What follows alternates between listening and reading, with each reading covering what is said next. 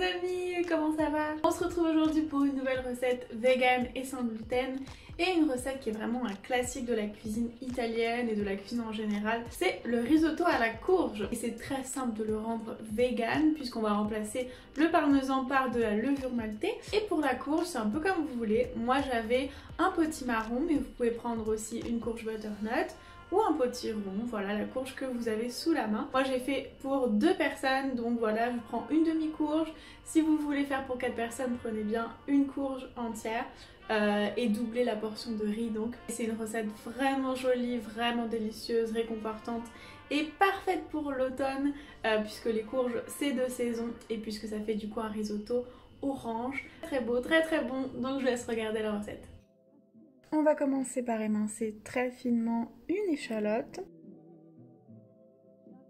qu'on va faire revenir pendant 3 minutes dans de l'huile neutre. Ensuite on va venir ajouter 200 g de riz à risotto.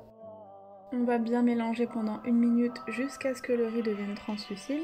Puis on va venir ajouter 10 centilitres de vin blanc vegan. On va mélanger encore une fois jusqu'à ce que le vin blanc soit absorbé.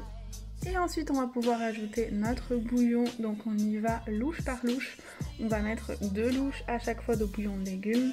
On va mélanger constamment et quand le bouillon de légumes est absorbé, on va rajouter encore une fois 2 louches et ainsi de suite, et ce pendant 15 minutes.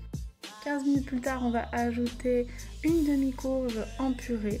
Donc moi j'ai fait rôtir tout simplement un potiron avec du sel, du poivre, de l'huile d'olive et tout simplement j'ai réduit la chair en purée. Donc on va ajouter ensuite 2 louches de bouillon de légumes et on va bien mélanger et poursuivre la cuisson pendant 5 minutes. Donc normalement au bout de 20 minutes le risotto sera parfait. On va pouvoir ajouter du sel, du poivre, un petit peu de piment et si vous avez de la coriandre en poudre.